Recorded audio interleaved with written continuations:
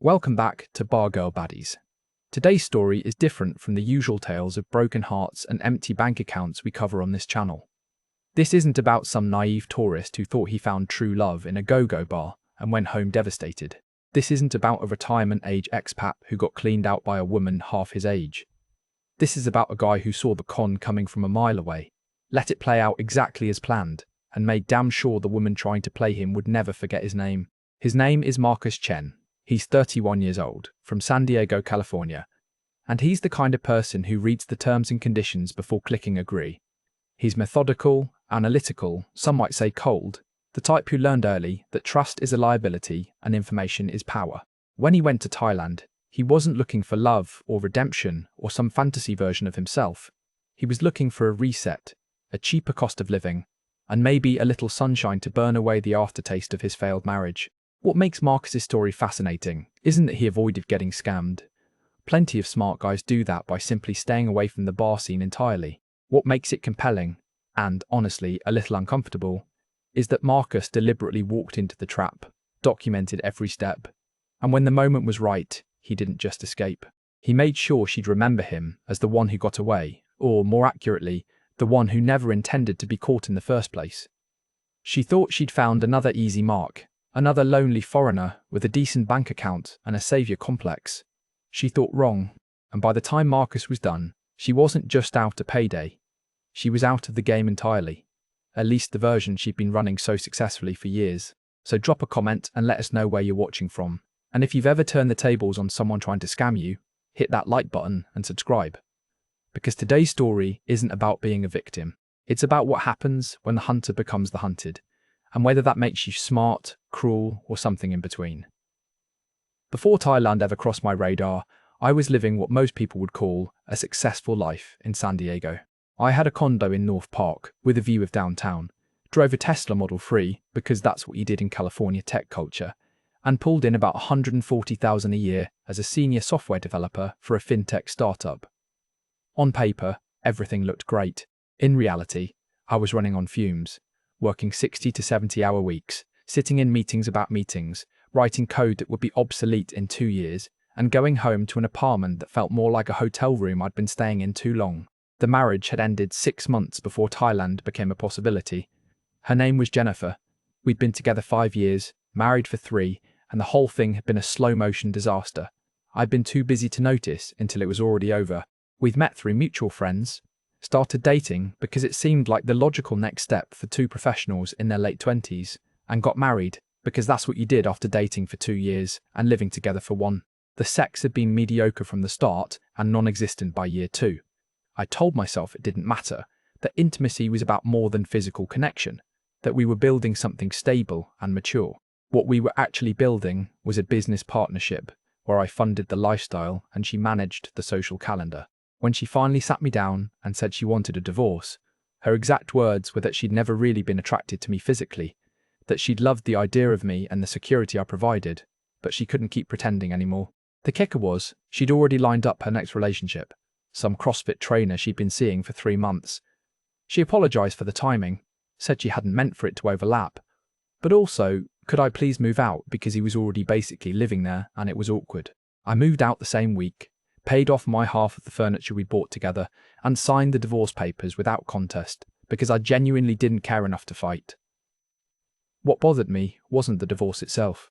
It was the realization that I'd spent 3 years married to someone who'd been tolerating me, performing affection, playing a role. I'd been so focused on my career and building what I thought was a stable future that I'd completely missed the fact that my wife found me fundamentally undesirable and was only staying for the financial stability. That kind of realization does something to you. It makes you hyper-aware of performance, of people's motivations, of the gap between what someone says and what they actually want. It makes you suspicious in a way that's hard to turn off, even when you probably should. After the divorce, I threw myself into work even harder, but the burnout was real. I'd wake up at 6, check Slack messages from the night before, spend an hour responding before I even got out of bed, commute to an office I didn't need to be in since all my work was remote anyway, sit through video calls with people in 3 time zones, write code until my eyes burned, commute me through traffic that made me want to drive off the Coronado Bridge, and then eat takeout while watching Netflix until I passed out around midnight. I was making good money and had nothing to spend it on except rent and food delivery and a car payment. My friends were all coupled up or had kids. My family was supportive but distant, scattered across the country doing their own thing. I wasn't depressed exactly, just profoundly empty, running on autopilot through a life that felt like it belonged to someone else. That's when the algorithm got me. I'd been watching YouTube late one night, some documentary about digital nomads, and the next video that autoplayed was this Australian guy in his 30s sitting on a beach in Thailand, talking about how he'd quit his corporate job in Sydney and was now living on $2,000 a month working, remotely. The weather was perfect, the food was incredible, the cost of living was a fraction of what he'd paid back home, and he had this whole community of other expats and digital nomads doing the same thing. I watched the whole video. Then I watched 10 more just like it. Not the Passport Brothers stuff, not the Bargirl content, but the legitimate digital nomad channels. People working remote jobs from Chiang Mai and Bangkok. Co-working spaces full of developers and designers and marketers.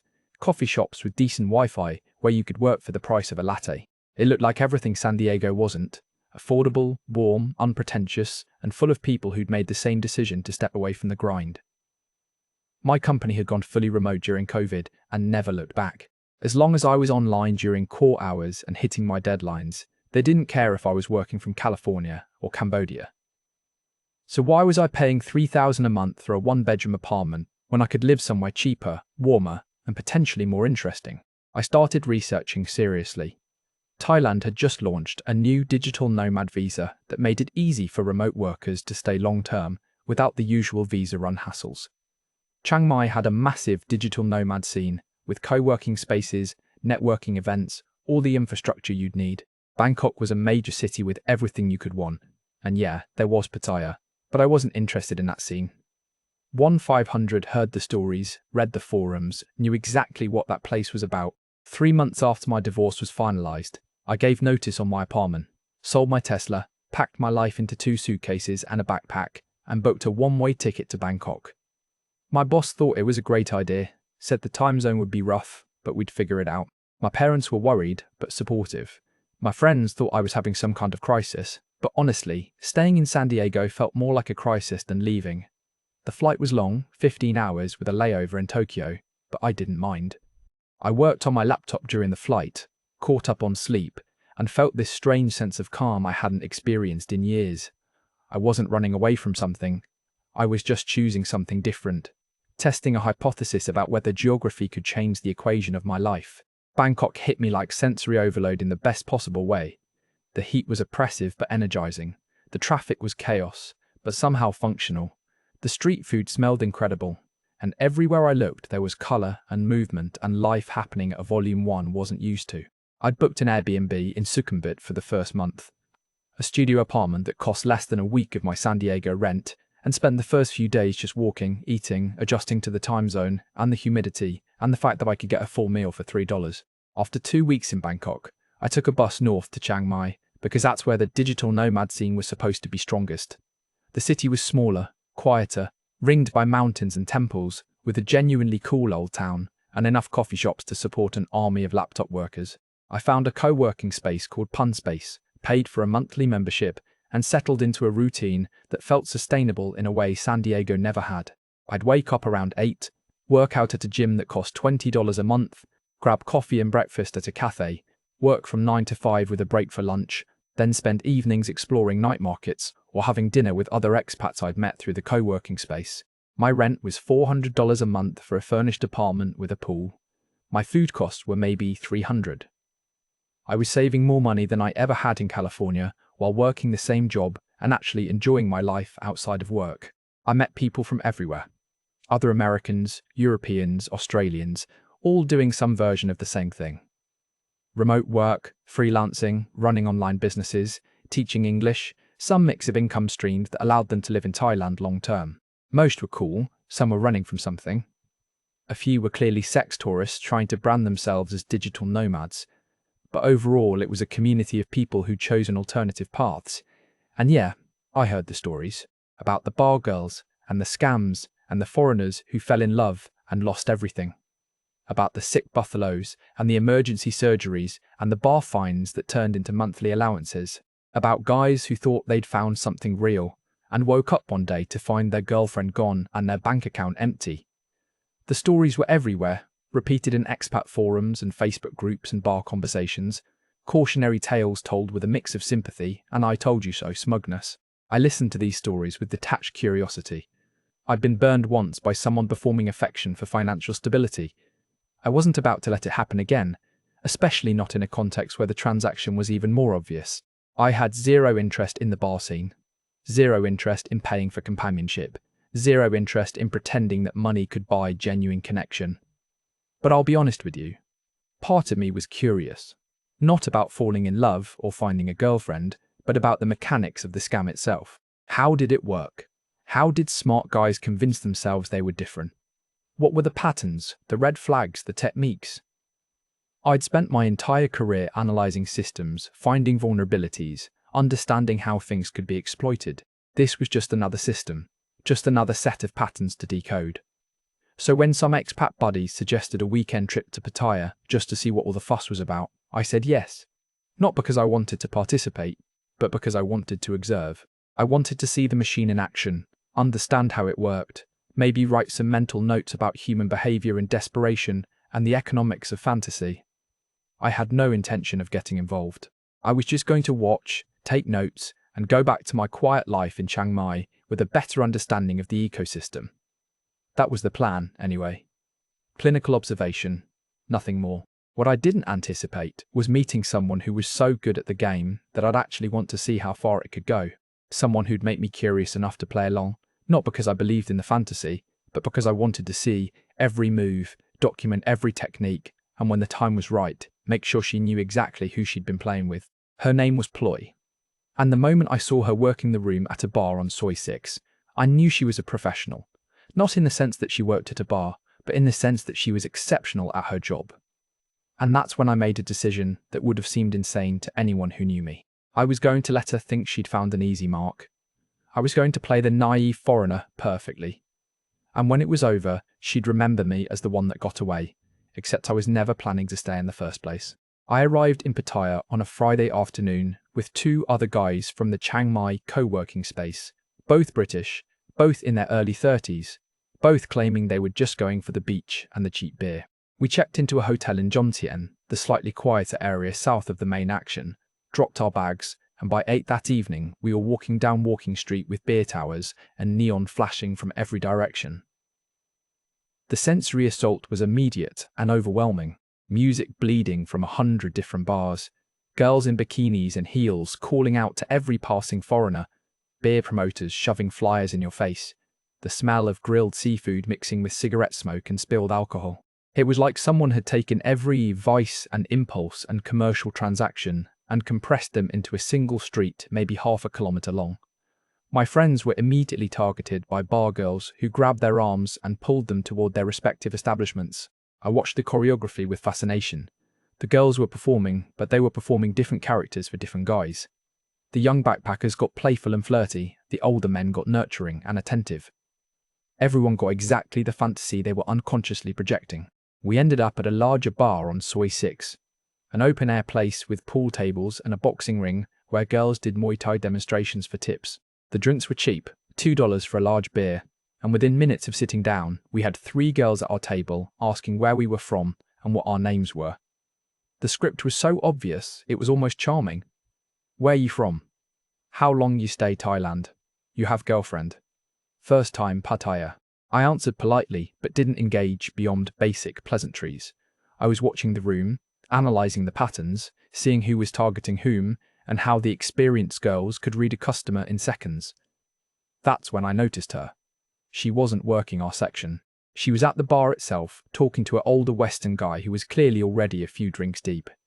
But she kept glancing around the room with this practiced casualness, and I realised she was evaluating, calculating, looking for something specific. When the bartender came to take our order for a second round, I paid with a 1,000 baht note for a tab that was maybe 200 baht, told him to keep the change, and I saw her notice.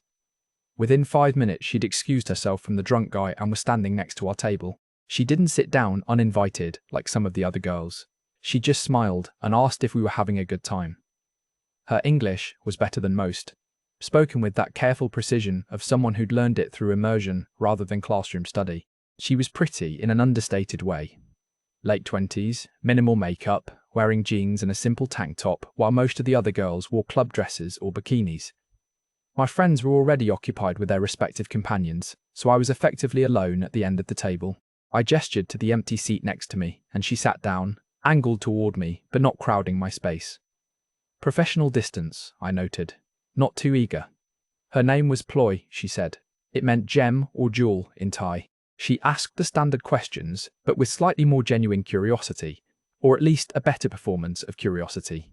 When I told her I was living in Chiang Mai, working remotely, she seemed actually interested rather than just moving through her checklist. She asked what kind of work, how I liked Thailand, whether I'd been to Pattaya before. I played it carefully, not completely naive, but not overly cynical either. I told her I was a software developer, that I'd moved to Thailand a few months ago after a divorce, that I was still figuring things out. I watched her eyes when I mentioned the divorce, saw the slight calculation there. Divorced meant available. Divorced meant potentially vulnerable. Divorced meant money that wasn't being spent on someone else. We talked for maybe an hour.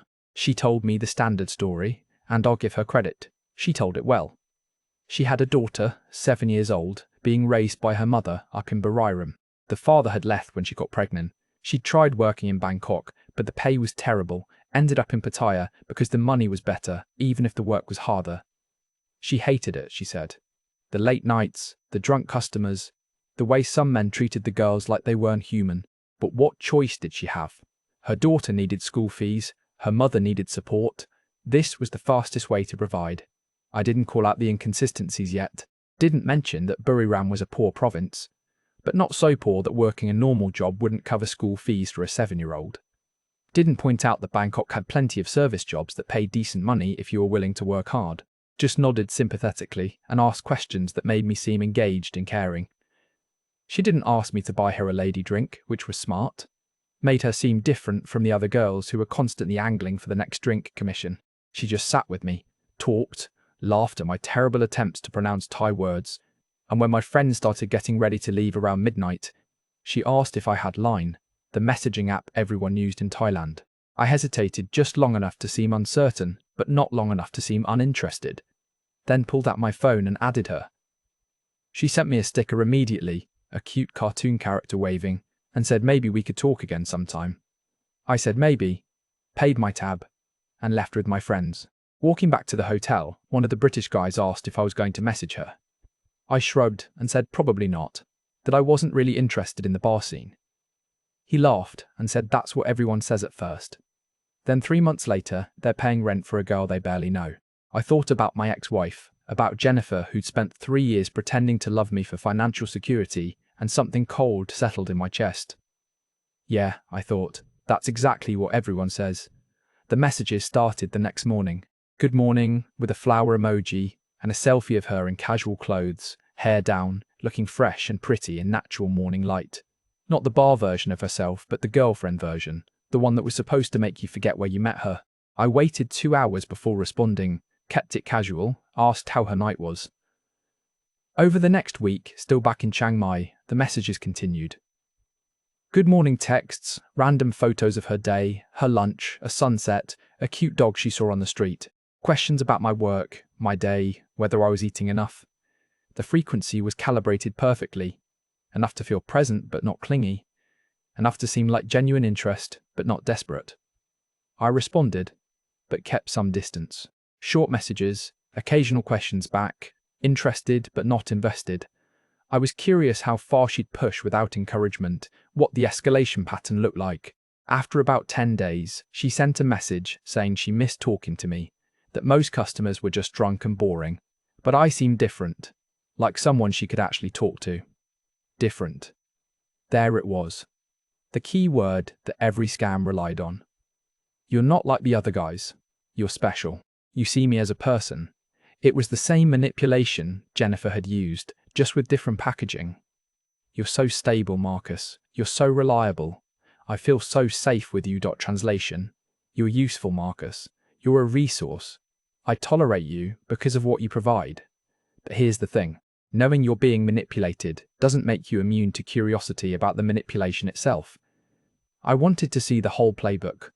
I wanted to watch each move, document each technique, understand the psychology that made smart men turn stupid. And yeah, maybe part of me wanted to prove that I was smarter than those guys, that I could see through it completely and never fall for it myself. So I started giving her more. Longer conversations, more personal details, admissions of loneliness that weren't entirely fake. I told her about my divorce, about feeling invisible in my marriage, about coming to Thailand to reset. She responded with perfect empathy, said she understood feeling invisible, that working in the bar made her feel like a ghost sometimes, like no one saw her as a real person with real feelings.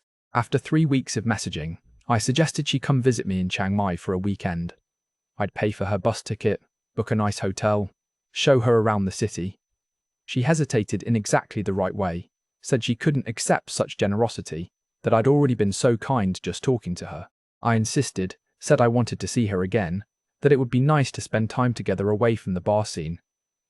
She agreed after the appropriate amount of resistance. I bought her a VIP bus ticket from Pattaya to Chiang Mai, booked a room at a boutique hotel in the old city, one with a pool and a view of Doi Suthet Mountain. I was spending money but treating it as research expenses, data collection for experiment I was running on human behavior and systematic exploitation. She arrived on a Friday evening, stepping off the bus in jeans and a simple blouse, pulling a small wheeled suitcase, looking genuinely nervous or performing nervousness extremely well. I picked her up at the bus station on a rented scooter, and we rode back to the hotel through the evening traffic, her arms wrapped around my waist, her chin resting on my shoulder. The weekend was a masterclass in performance. She was affectionate but not overly sexual, sweet but not clingy, interested in everything I showed her, but never demanding. We visited temples, ate at local restaurants I'd discovered, walked through the night markets, took photos together that she posted to her Facebook with captions in Thai. I couldn't read but assumed said something about new friends or special moments. In the hotel room, she was exactly what I expected. Enthusiastic enough to seem genuine, skilled enough to make it pleasurable, but with that slight emotional distance that professionals maintain. She'd sleep curled against me, but never fully relaxed, always slightly performing even in sleep. In the morning, she'd wake up early and take photos of herself in the hotel room, by the pool, on the balcony, building content for whatever narrative she was constructing. Sunday evening, before her bus back to Pattaya, we were having dinner at a riverside restaurant when she brought it up. She'd been thinking, she said, about what I'd told her about feeling invisible, about looking for something real. She felt that way too, she said. The bar made her feel empty, like she was selling pieces of herself every night and never getting them back. But being here with me, talking, spending time together, it felt different. It felt real. I asked what she was saying, playing it perfectly naive. She took a breath, looked down at her hands, then said, maybe if she had some help, just a little bit, she could quit the bar. Not a lot of money, just enough to cover her basic expenses and send something home to her daughter. Maybe 15,000 baht a month, about $400. Then she could look for normal work, maybe at a salon or restaurant, something that didn't make her feel like she was disappearing. I pretended to consider it, let the silence stretch just long enough to seem like genuine contemplation. Then I said I wanted to help, but I needed to be sure the money was going where she said it was going. I wanted to meet her daughter, meet her mother, see the actual situation before committing to anything. Some guys might think that was cold, I said, but I'd been burned before and needed to protect myself. Ploy's face flickered with something, maybe annoyance, maybe calculation, but she recovered instantly and said, of course, she understood completely. She'd be happy to take me to meet her family, show me her real life. We could go next weekend if I wanted. I said yes, booked a flight to Bargirl for the following Saturday, and put her on the bus back to Pattaya with a kiss on the cheek and a promise that we'd figure this out together. As the bus pulled away and I watched her wave from the window, I felt absolutely nothing. No affection, no attraction, no connection. Just cold curiosity about what I'd find in Buriram and how the next phase of this experiment would unfold. The flight to Buriram was short, less than an hour, and Ploy met me at the tiny airport looking different than she had in Chiang Mai. More rural, more authentic somehow, wearing simple clothes and less makeup. We took a Songthayu, a shared pickup truck taxi, to her village about 40 minutes outside the city, driving through rice fields and small clusters of wooden houses on stilts. Her mother's house was exactly what I expected. Small, old, but not desperately poor. Concrete foundation, tin roof, a few chickens pecking around the yard. The mother was in her 50s, friendly but reserved, speaking no English. The daughter was there too, 7 years old like Ploy had said, shy and hiding behind her grandmother's legs. I gave them gifts I brought from Chiang Mai. Some toys for the daughter, food and household items for the mother. We ate lunch together, simple Isan food, sticky rice and grilled chicken and papaya salad. I watched the interactions carefully, noting how the daughter barely reacted to Ploy's presence, how the mother seemed more like the primary parent than the grandmother. After lunch, I asked through Ploy's translation about the daughter's school, the expenses, the situation. The mother confirmed the basic story, that Ploy sent money monthly for school fees and household expenses. But then she mentioned something that pinged my radar. She said she was glad Ploy had found good work in Bangkok, that working at the hotel was much better than what she'd been doing before. Hotel, not bar. I glanced at Ploy and saw her face tighten for just a second before she smoothly corrected her mother in Thai, said something that made the older woman nod and go quiet. When I asked Ploy about it later, she said her mother got confused sometimes, that she told her family she worked at a hotel because saying she worked at a bar would bring shame. Plausible, but also convenient. I filed it away with the other inconsistencies, the small cracks in the narrative that most guys would ignore because they wanted to believe. We spent the night in a small guest house in Buriram City, and the next morning I flew back to Chiang Mai with Ploy taking a bus back to Pattaya. I'd seen what I needed to see. The daughter was real, the mother was real, the financial need was legitimate but not desperate. This wasn't a complete fabrication. It was just a story with strategic embellishments, truth mixed with performance, in a way designed to maximize sympathy and minimize questions. Back in Chiang Mai, I made my decision. I'd give her the 15,000 baht monthly like she'd asked. I'd play the role of the supportive foreign boyfriend, and I'd document absolutely everything while watching for the inevitable moment when the mask slipped and the real game revealed itself. I wasn't doing this because I was falling for her, or because I believed in redemption, or because I thought I could change her. I was doing it because I wanted to see the entire pattern from start to finish. Wanted to understand exactly how smart guys convinced themselves they were different. And most importantly, I wanted to prove to myself that I was immune to the manipulation that destroyed other men. What I didn't fully acknowledge yet was that conducting this experiment required a kind of coldness that maybe said more about me than it did about her. That someone who could methodically play along with an emotional scam while feeling nothing was maybe just as broken as someone who fell for it completely. But I'd spent a year being someone's ATM while she pretended to love me, and I'd be damned if I'd ever be that person again. This time, I'd be the one in control. This time, I'd be the one who walked away on my terms.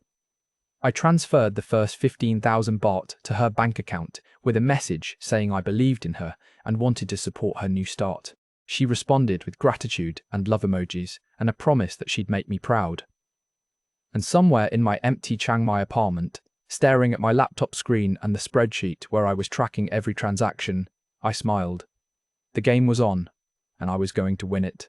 Not because I was smarter or better, but because I'd stopped caring about anything except being right.